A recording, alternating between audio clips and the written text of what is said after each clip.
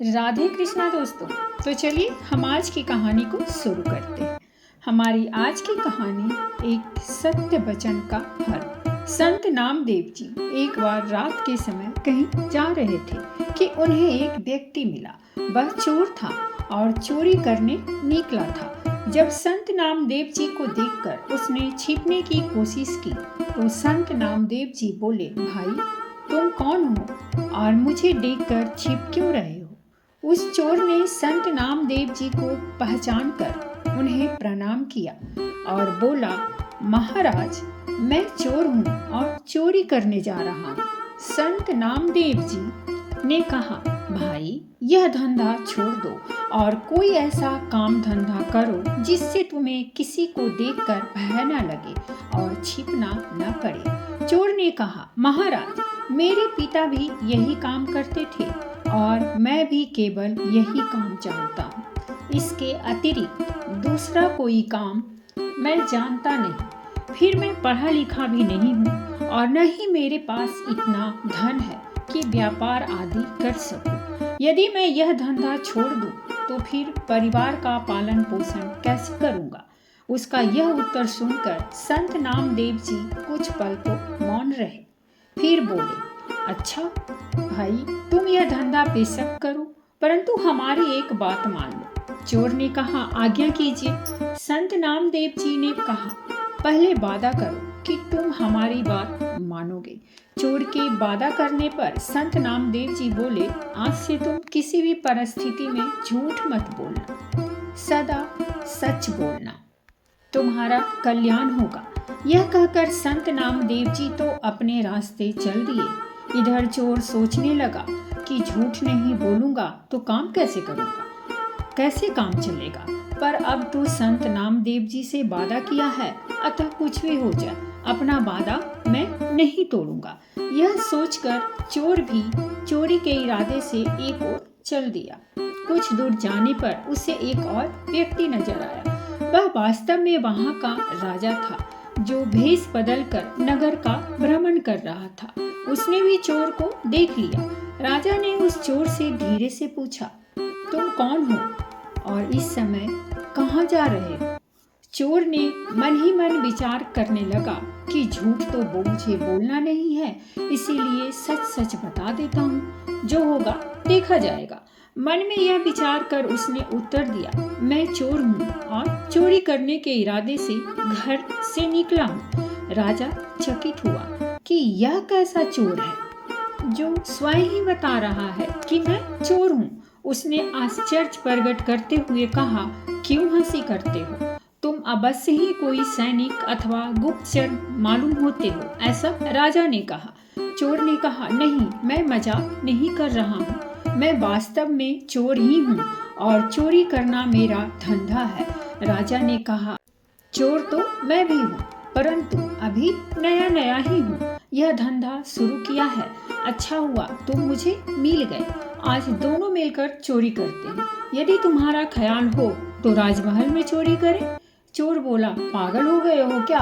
राजमहल में कैसे घुसेंगे? राजा ने कहा, घबराओ नहीं, मेरी बात ध्यान से सुनो। मैं पहले राजमहल में नौकर था, परंतु राजा ने किसी बात पर रुष्ट होकर मुझे नौकरी से निकाल दिया है। चूंकि राजा ने मुझे निकाला था, इसीलिए दूसरा कोई मुझे नौकरी देने को तैयार नहीं हुआ, इसीलिए मैंने यह धंधा अपनाया।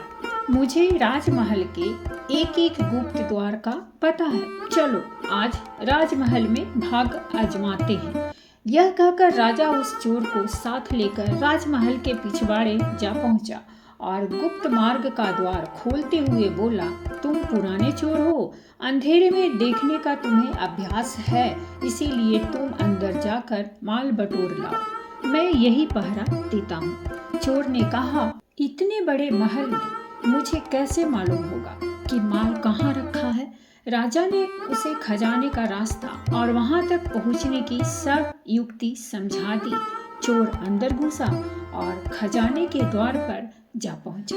वहां दीवार पर एक चमकी लगी हुई थी, उसे घुमाते ही द्वार खुल गया। चोर ने देखा वहां अनेकों बड़े बड़े मजबूत बक्से रखे हैं जिनमें बड़े बड़े ताले लगे हुए हैं। उसने चाबियों का गुच्छा तथा कुछ दूसरे औजार निकाले और एक बक्से का ताला खोलने की कोशिश की, परंतु उसकी सब कोशिश बेकार हुई। उसने यह सोचकर कमरे में दृष्टि दौड़ाई कि शायद कोई लोहे की सलाख वगैरह मिल जाए। तभी उसकी निगाह एक बक्से पर पड़ी, जो आकार में तो छोटा था और एक बड़े बक्से के ऊपर रखा हुआ था। उसने उसका ताला खोलने की कोशिश की। थोड़े ही प्रयत्न से ताला खुल गया। उसने ढक्कन उठाकर देखा तो उसमें एक छोटी संदूकची के अतिरिक्त और कुछ न था। उसने संदूकची बाहर निकाली। जैसे ही ढक्कन खोला, उसकी आंखें चमक उठी। उसमें 3 बहुमूल्य हीरे रखे हुए थे। उसने वे तीनों हीरे उठाए और वहां से चलने लगा। तभी उसके दिल में विचार आया कि हीरे तो 3 हैं, हम दोनों इनका आधा आधा भाग कैसे करेंगे? मैं झूठ बोलकर एक हीरा अधिक अपने पास रख लूं, यह मैं करूंगा नहीं, क्योंकि मैंने झूठ न बोलने का वादा संतों से किया है। यह सोचकर उसने एक हीरा संदूकची में ही छोड़ दिया, यानी कि वापस रख दिया, और 2 हीरे लेकर महल से बाहर आ गया। बाहर आकर उसने राजा से कहा, ये 2 हीरे लाया हूँ, एक तुम्हारा, एक मेरा। यह कहकर उसने एक हीरा राजा को थमाया और दोनों अपने अपने रास्ते चले गए। उसके जाने के बाद राजा ने सोचा कि हीरे तो उस संदूकची में 3 थे, फिर उसने यह क्यों कहा कि मैं 2 हीरे लाया हूँ, चलकर देखना चाहिए। यह सोचकर राजा वहां गया तो क्या देखता है कि एक हीरा संदूकची में ही रखा हुआ है। राजा बड़ा हैरान हुआ कि यह कैसा चोर है जो चोरी भी करता है और सच भी बोलता है। राजा ने खजाने का द्वार खुला छोड़ दिया और अपने शयन कक्ष में जाकर सो गया। सुबह हुई और थोड़ी ही देर में हल्ला मच गया कि राजमहल के खजाने में चोरी हो गई है। राजा ने अपने मंत्री को बुलवाया और चोरी के बारे में बतलाते हुए कहा, खजाने का द्वार खुला हुआ मिला है, अवश्य यह किसी भेदी का काम है, शीघ्र ही इसकी जांच करो और चोर का पता लगाओ। मंत्री ने कहा, जो आज्ञा, कहकर खजाने वाले कमरे में गया। सब बक्से ज्यों के त्यों रखे हुए थे, केवल एक छोटे बक्से का ढक्कन खुला हुआ था। उसने उसमें से छोटी संदूकची निकाल कर देखा, उसमें एक हीरा रखा हुआ था। मंत्री को पता था कि इस संदूकची में 3 बहुमूल्य हीरे थे। सोचने लगा, ऐसा प्रतीत होता है कि चोर जल्दी में एक हीरा इसी में छोड़ गया। अब क्यों ना यह हीरा मैं रख लूं? चोरी तो हुई ही है, चोर जब पकड़ा जाएगा तो उसकी बात कौन मानेगा? यह सोचकर उसने वह हीरा अपनी जेब में डाल लिया और फिर राजा को आकर सूचना दी कि शेष सब बक्से तो ठीक ठाक रखे हैं, केवल वह बक्सा खोला गया है जिनमें 3 हीरे रखे थे। वे तीनों हीरे चोर ले गया है। मंत्री की बात सुनकर राजा मुस्कुरा दिया। तत्पश्चात उसने मंत्री को शीघ्र ही चोर को तलाश करने का आदेश दिया। तलाश शुरू हुई और खोजियों द्वारा शीघ्र ही चोर को भी पकड़ लिया गया और राज दरबार में पेश किया गया। राजा ने चोर से पूछा, क्या रात को तुम्ही ने राजमहल में घुसकर चोरी की है? चोर ने हाथ जोड़कर कहा, जी हाँ राजा साहिब, चोरी तो मैंने ही की है और मैं इसका दंड भुगतने को भी तैयार हूँ, परंतु मेरे साथ एक अन्य चोर भी इसमें शामिल था। मंत्री ने पूछा, वह कौन है? उसका नाम बताओ। चोर ने उत्तर दिया, मैं उसका नाम नहीं जानता और न ही यह जानता हूँ कि वह कहाँ रहता है। रात को पहली बार ही उससे मेरी मुलाकात हुई थी और उसी ने गुप्त द्वार से खजाने तक पहुँचने का मुझे रास्ता भी बतलाया था। मंत्री कहने लगा, वाह क्या कहानी गढ़ी है, उसका नाम पता शीघ्र ही बता दो वरना खाल खिंचवा दूंगा। चोर ने कहा, आप जो सलूक चाहें मेरे साथ करें, परंतु मैं सच कहता हूँ कि मुझे उसका नाम पता नहीं मालूम। मैं रात की सारी घटना आप लोगों को सुनाता हूँ। यह कहकर उसने रात की सारी घटना ज्यों की त्यों वर्णन कर दी और वह हीरा जो उसके पास था निकालकर राजा के आगे रख दिया। सुनकर मंत्री क्रोध से भड़क उठा, तुम चोर हो, तुम्हारी बातों पर विश्वास नहीं किया जा सकता। तुम कहते हो कि तुमने 2 हीरे चुराए थे और उनमें से एक अपने साथी को दे दिया था, परंतु चोरी तो तीनों हीरे हुए हैं, फिर तीसरा हीरा कहाँ गया? चोर के कुछ कहने से पहले ही राजा बोल पड़ा, मंत्री जी, यह चोर ठीक कह रहा है। हीरे दो ही चोरी हुए थे और इसने उनमें से एक हीरा अपने साथी को दिया था और एक स्वयं रखा था, और इसका सबूत यह है कि रात को इसका साथी मैं ही था।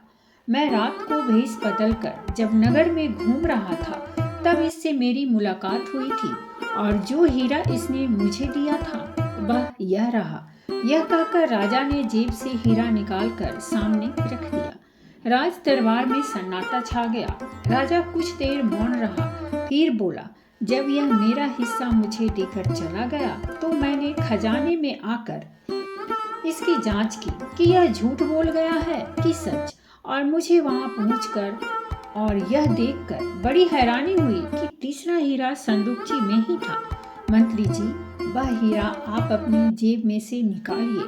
राजा के यह कहते ही सबकी नजरें मंत्री की ओर घूम गई, जो अब भय के मारे थर थर कांप रहा था। राजा के आदेश से हीरा उसके पास से बरामद कर लिया गया और चोरी के अपराध में उसे कारागार में डाल दिया गया। तत्पश्चात राजा ने चोर से कहा, तुम चोरी भी करते हो और फिर सच भी बोलते हो, उसका क्या रहस्य है? चोर ने संत की बात नामदेव जी से मिलने और उनसे सदा सच बोलने का वादा करने का संपूर्ण वृत्तांत राजा को सुना दिया। राजा ने कहा, मैं तुमसे बहुत प्रसन्न हूँ और तुम्हें अपना मंत्री बनाना चाहता हूँ। चोर ने कहा, राजा साहिब, यह आपकी मेहरबानी है, परंतु जिनका एक वचन मानने से ही आज मुझे आप मंत्री पद देने को तैयार हो गए हैं, मैं तो अब उनकी ही शरण में रहूंगा और उनके वचनानुसार चलकर अपने जीवन का कल्याण करूंगा। ऐसा मैंने निश्चय कर लिया है।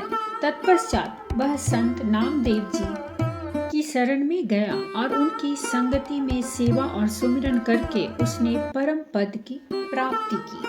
तो दोस्तों, ये थी हमारी आज की कहानी, और अगर आपको हमारी कहानी अच्छी लगी हो तो प्लीज़ हमारे चैनल को सब्सक्राइब कीजिए, वीडियो को लाइक और शेयर जरूर कीजिए। कहानी सुनने के लिए बहुत बहुत धन्यवाद।